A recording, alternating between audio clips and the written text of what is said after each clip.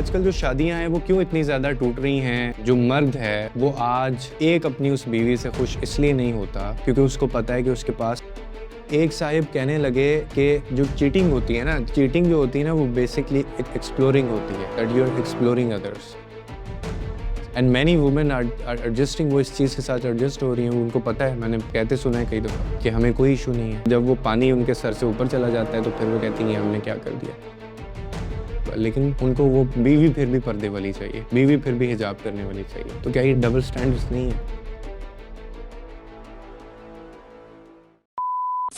आपने कभी ये सोचा कि आजकल जो शादियां हैं वो क्यों इतनी ज़्यादा टूट रही हैं, या वाई देयर फेलिंग, या फिर उतने रिश्ते जुड़ नहीं रहे हैं जितने ज़्यादा डाइवोर्स हो रही हैं, या फिर चाहे कोई बंदा शादी के अंदर है नहीं है उसमें लॉयल्टी का जो एलिमेंट है वो क्यों नहीं है?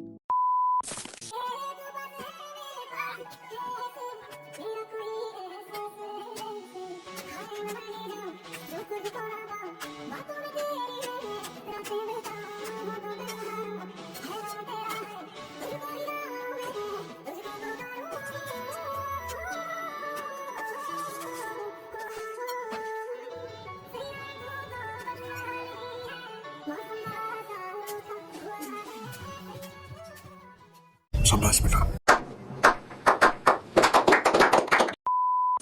उसकी सबसे बड़ी जो मेन रीज़न है ना वो ये सोशल मीडिया है, और ये जो स्वाइप कल्चर आज हम लोगों के अंदर कूट कूट के भरा हुआ है ना, इसकी वजह से जो मर्द है वो आज एक अपनी उस बीवी से खुश इसलिए नहीं होता क्योंकि उसको पता है कि उसके पास 10 और ऑप्शंस हैं। और वो 10 ऑप्शंस कहाँ पे मौजूद हैं उसके पास? उसके मोबाइल के अंदर। बहुत सारे ऐसे मेल पार्टनर जिनकी बीवियां या जिनके जो पार्टनर हैं वो बहुत ठीक हैं, मतलब उन्होंने कोई कमी कोई कसर नहीं छोड़ी उनको सपोर्ट करने में, उनको मोहब्बत देने में, उनका साथ देने में, लेकिन फिर भी उनको वो रिवॉर्ड नहीं मिला बदले में। बल्कि उनको क्या रिवॉर्ड मिला? वुमनाइजिंग। जो दूसरी औरतों के साथ इन्वॉल्व होते हैं, जो बिट्रेयल की तरफ चले जाते हैं, जो इन्फिडेलिटी की तरफ चले जाते हैं। और ये कल्चर आम करने वाले भी सोशल मीडिया के ऊपर ही जो इन्फ्लुएंसर्स हैं वो ये हैं, जो आज आपको किसी एक औरत या किसी एक इन्फ्लुएंसर के साथ नजर आते हैं, उसके साथ निकाह की तस्वीर लगाते हैं और फिर वो 5 महीने गायब हो जाते हैं, और फिर आपको वही बंदा 3 महीने बाद किसी दूसरी लड़की के साथ नजर आ रहा होता है, और बाद में वो उसको भी छोड़ता है और फिर वो किसी और के साथ नजर आ रहा होता है, या फिर उसकी वीडियो लीक सामने आ जाती है पहली वाली के साथ। और अगर हम उन फीमेल्स की बात करें तो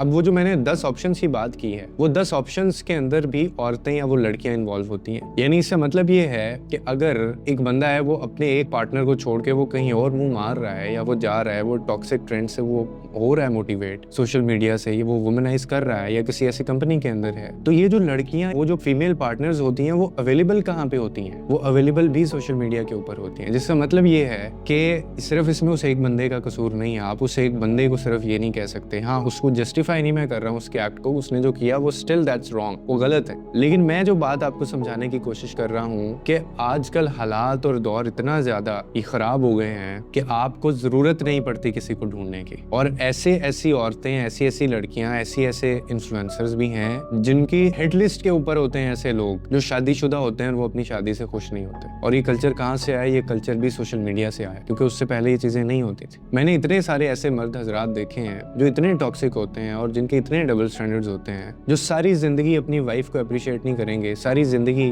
उसने जो उसके लिए किया अपने बंदे के लिए वो उसके ऊपर एक लफ्ज तक नहीं बोलेंगे, लेकिन वही मर्द दूसरी इन्फ्लुएंसर्स की पोस्ट के ऊपर जाके, उनकी स्टोरीज के ऊपर जाके वो रिएक्ट कर रहे होते हैं, उनको अप्रिशिएट कर रहे होते हैं, और उनको औरत होने के ऊपर जो है वो बहुत ज्यादा सराह रहे होते हैं। लेकिन ये नहीं पता होता जो घर पे बैठी हुई है, जिसने उसके लिए प्रैक्टिकली करके दिखाया लाइफ के अंदर इतना कुछ, उसको नहीं अप्रिशिएट करना। ये हमारी मेंटेलिटी बन गई है, और इस तरह के आजकल हम लोग सोसाइटी के अंदर जी रहे हैं। और मैं हैरान होता हूँ कि ये कैसी जनरेशन आ गई है। मैं एक ग्रुप के अंदर बैठा हुआ था और वहाँ पे थोड़े से लिबरल्स थे, जो 2-4 लोग थे, तो उनमें से एक साहिब कहने लगे कि जो चीटिंग होती है ना, चीटिंग जिसको हम लोग धोखा कहते हैं या चीट करना अपने रिलेशन के अंदर, तो वो भाई साहब कहते हैं आगे से कि यार चीटिंग जो होती है ना वो बेसिकली एक्सप्लोरिंग होती है, that you are exploring others, कि आप ऑप्शंस को एक्सप्लोर कर रहे हैं। अब मैं अपना सर पकड़ के बैठ गया, मैंने कहा कि ये मतलब कैसी जनरेशन आ गई है, ये कैसा दौर आ गया, ये कैसे हालात आ गए हैं कि एक बंदा जो एक तो अपने रिश्ते के अंदर चीट कर रहा है, जो अपने रिश्ते के अंदर वो उसकी प्राइमरी रिस्पॉन्सिबिलिटी है, और वो अपनी बहन या अपनी बेटी या अपनी माँ के लिए वो चीज़ एक्सपेक्ट नहीं करेगा, लेकिन फिर भी वो अपनी बीवी के लिए वो चीज़ जस्टिफाई कर रहा है और उसको चीटिंग को रिप्लेस कर रहा है एक्सप्लोरिंग से, कि ये तो एक्सप्लोर करना इसको कहते हैं। वुमेनाइज करना, ये it is being normalised nowadays, and many women adjusting, वो इस चीज़ के साथ एडजस्ट हो रही हैं, उनको पता है, मैंने कहते सुना है कई दफ़ा कि हमें कोई इशू नहीं है, तो मैं शायद उसको ये ढील दे दे कि ये वापस आ जाए, ये ठीक हो जाए। और जब वो पानी उनके सर से ऊपर चला जाता है तो फिर वो कहती हैं हमने क्या कर दिया। तो इसीलिए मैं कहता हूँ कि it is a high time कि हम लोग अपनी ज़िंदगियों में, चाहे हम इन सोशल मीडिया इन्फ्लुएंसर्स को देखते हैं या नहीं देखते हैं, हम अपनी वैल्यूज़ को जब तक रिवाइव नहीं करेंगे ना, जब तक हम अपने कैरेक्टर को ठीक नहीं करेंगे, जब तक हम वो मुखलिसी जो अगला बंदा हमें दे रहा है उसको वो वापस नहीं देंगे, तब तक रिश्ते नहीं आगे चल सकते और तब तक आपकी ज़िंदगी में सुकून नहीं आ सकता है। क्योंकि आजकल ये चीज़ बहुत ज़्यादा आम हो गई है और जब तक हम इस पे नहीं अमल करेंगे, रिश्ता कभी भी ग्लैमर से नहीं चलता, रिश्ता कभी भी बहुत ज़्यादा फेमस होने से नहीं चलता, रिश्ता कभी भी जो है वो लाइफस्टाइल, लग्जरी कार है आपके पास, आप बहुत ज़्यादा टूर कर रहे हैं, आप बाहर आ जा रहे हैं, आप जितने मर्जी उम्रे कर रहे हैं, रिश्ता इन चीज़ों से नहीं चलता। रिश्ता चलता है सिर्फ और सिर्फ कैरेक्टर से। अगर आपके कैरेक्टर के अंदर इफ़ यू फेल्ड इट, आपने उसको फेल कर दिया है और आप वो एक कैरेक्टर बनाने या दिखाने में आप कामयाब नहीं हुए हैं, तो रिश्ता आपका कभी भी नहीं चलेगा। क्योंकि अगला बंदा जो बैठा हुआ है ना, वो मतलब उसकी ये एक्सपेक्टेशंस और उसकी ये रिक्वायरमेंट होती है। और फिर जब आप इनसे पूछते हैं ना कि यार आपको बदले में यानी कैसा बंदा पार्टनर चाहिए, खुद उनका कैरेक्टर ठीक नहीं होगा, लेकिन उनको वो बीवी फिर भी पर्दे वाली चाहिए, बीवी फिर भी हिजाब करने वाली चाहिए, तो क्या ये डबल स्टैंडर्ड्स नहीं है? और इसी वजह से इनकी ज़िंदगी में मामलात होते हैं और हम लोग इन इन्फ्लुएंसर्स को देख के, ये सोशल मीडिया के ऊपर जो चीज़ें चल रही होती हैं, इनको देख के हम अपना दिमाग ख़राब करते रहते हैं। और एक टाइम था जब ये फीमेल इन्फ्लुएंसर का जो कॉन्सेप्ट था ना, वो नहीं होता था पाकिस्तान के अंदर, लेकिन अब हमने भी इस इन्फ्लुएंसर से इतनी ज़्यादा हमें मोटिवेशन मिली है कि अब हर बच्ची इनके जैसी बनना चाहती है। हर घर के अंदर जो बच्ची है जो पढ़ रही होगी वो इनके जैसी बनना चाहती है। यानी फेक इसको फ्रीडम या फेक एम्पावरमेंट जो वुमेन है उसको कहा जाता है, जबकि मैं इसको वुमेन एम्पावरमेंट नहीं मानता। मैं इसको बिल्कुल किसी सूरत वुमेन एम्पावरमेंट नहीं मानता हूँ कि एक बच्ची है वो अपने दोस्तों यारों के साथ बैठ के वो शादियों में जा रही है, वो इन्फ्लुएंसर से मिल रही है और वो